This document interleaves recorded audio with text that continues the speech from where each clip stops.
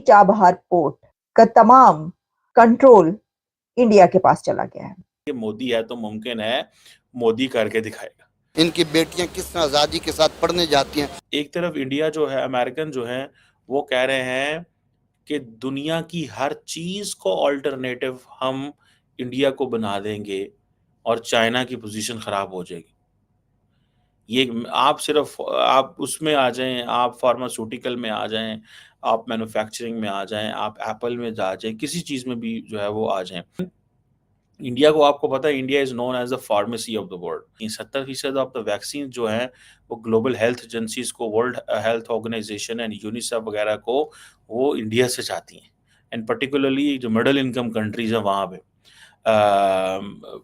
और ये चीज़ें जो हैं, इंडियन जो कंपनी है उनको ज़ाहिर बात है इसका बड़ा एडवांटेज है। तकरीबन कहा जा रहा है कि 15-16 अरब डॉलर का रेवेन्यू इंडिया की फार्मास्यूटिकल कंपनियों ने जनरेट किया है। मुझे लगता है कि इंडियंस ने कन्विंस कर लेना, उन्होंने नहीं अब मात पानी अमेरिकन की।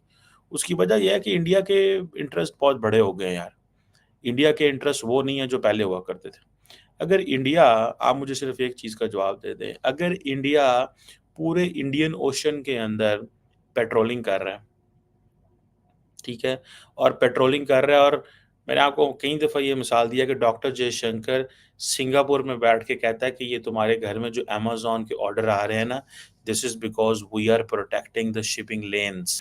थाईलैंड को भी बता रहा है, सिंगापुर को भी बता रहा है, मलेशिया को भी, इंडोनेशिया को भी।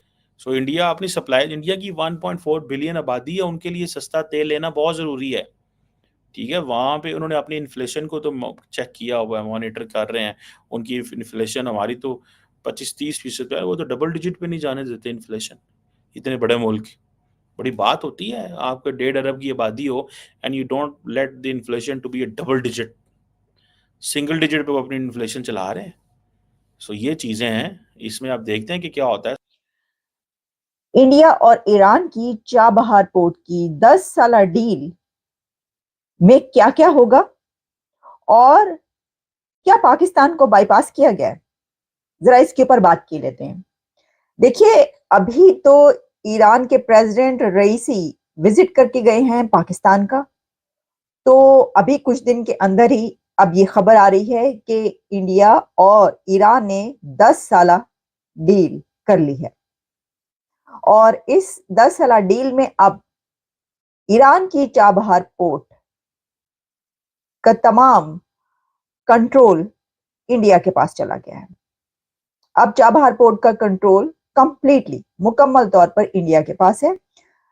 ऐसा नहीं है कि चाबहार पोर्ट पर इंडिया ने पहली बार कंट्रोल हासिल किया हो, नहीं, इससे पहले भी इंडिया का कंट्रोल चाबहार पोर्ट पर रहा। और ऐसा भी नहीं है कि इंडिया ने ये पहली पोर्ट हासिल की हो, क्योंकि मैं देख रही थी कि कई लोग इस तरह की बात कर रहे थे, बल्कि काफी बड़े बड़े ऐसे लोग के जो समझते हैं कि उनको बहुत कुछ मालूम है। जैसे कि मैंने जब ये देखा ट्विटर पे, आदिल राजा ने ये पोस्ट किया था कि जो इंडिया है उसने ईरान की पहली, इंडिया ने पहली पोर्ट जो है वो हासिल कर ली है और चाबहार पोर्ट पर अब उसका हो गया।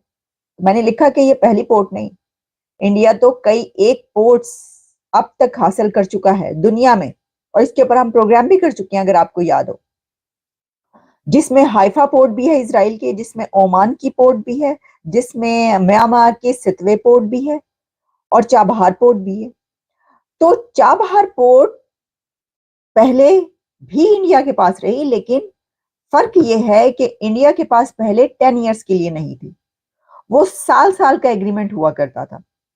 अब साल का जो एग्रीमेंट होता है उसके अंदर आपको ये नहीं पता होता कि नेक्स्ट ईयर आप यहाँ पर यही वाले ऑपरेशंस कर रहे होंगे या नहीं कर रहे होंगे, क्योंकि नेक्स्ट ईयर क्या होता है, आपको दोबारा से डील करनी पड़ेगी, दोबारा से जो है वो सिग्नेचर करने पड़ेंगे, साइन करने पड़ेगा एग्रीमेंट।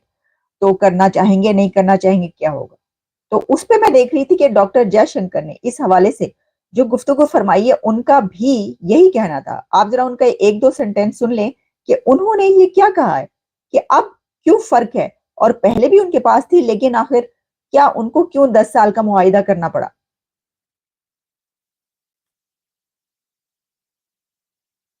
मैं आपको जो है ये अभी जो उन्होंने कहा वो सुनवाई देती हूँ जी। Is not grown because actually we didn't, if you don't have a long term agreement, it's very difficult to invest in a port. So the very clear expectation is that the Chabahar port, at least that part of the Chabahar port that we are involved in, that will definitely see more investments. It will. तो अब उन्होंने ये जो बात कही असल में यही है कि उसके ऊपर काम करना और उसको एक्सपेंड करना, उसको डेवलप करना मुश्किल हो जाता है अगर आपको हर साल नए सिरे से जो है वो डील करनी पर एग्रीमेंट करना। तो उन्होंने कहा भाई 10 साल के लिए ये किस्सा मुकाओ तुसी। लेकिन सवाल तो ये है कि वो क्या कहते हैं कि लगाइयां किदे नाल ते वधाइयां किदे नाल, यानी कि ईरान के प्रेसिडेंट अभी तो पाकिस्तान पहुंचे थे और उसके बाद वो उन्होंने वापस जाते ही जो डील है वो इंडिया से कर ली, तो पाकिस्तान को बाईपास किया गया। पाकिस्तान को बाईपास करके ये किया है। देखिए, बाईपास तो करने की छोड़ ही दीजिए, इसकी वजह यह है कि कोई पूछेगा ही क्यों। एक तो ये बात कि जब ईरान के प्रेसिडेंट पाकिस्तान गए थे तो उस वक्त हमने आपको सारी न्यूज आप तक पहुंचाई थी जिसमें हमें पता ही चला था कि उनको रिसीव करने के लिए प्राइम मिनिस्टर नहीं गए, उनको रिसीव करने के लिए प्रेसिडेंट भी नहीं गए थे, उनको रिसीव करने के लिए कोई बड़ा मिनिस्टर भी नहीं गया था, उनको रिसीव करने के लिए मेरा ख्याल है हवाबाजी के या कोई जो पीरजादा मिनिस्टर हैं वो गए थे। सब बड़े हैरान, हम उन सबने कहा ये तो ये कहा गया कि ये थोड़ा सा लगता है कि ये लो प्रोफाइल रख रहे हैं इसको थोड़ा। तो लो प्रोफाइल जो है वो उसका विजिट रखा गया था। अच्छा, इसकी वजह क्या थी? इसकी वजह ये थी कि अमेरिका की तरफ से ये कहा गया था कि ईरान के साथ कोई भी बिजनेस करेगा, कोई भी डील करेगा तो उसके ऊपर सैंक्शंस लगेंगी। अमेरिका हमेशा ही अपने पार्टनर और एलाइज को डिक्टेट करने की कोशिश करता है और जब वो ऐसा नहीं करते तो वो उन पर सैंक्शंस लगा देता है और इससे पता चलता है कि एक सुपर पावर होने के बावजूद अमेरिका कितना इनसिक्योर कंट्री है।